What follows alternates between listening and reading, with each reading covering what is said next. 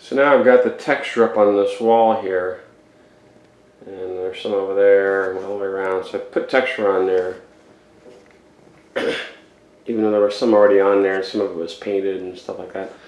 And so what I like to do is to apply the texture by hand and develop a non-uniform, develop a non-uniform look. So if we go in here closely, what you'll see is, I'll go over here. It's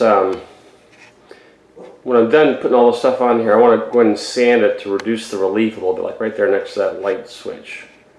That's a little, if I can get that in focus here. There we go, like that right there. So what you do is just get some sandpaper and go in and sand it a little bit.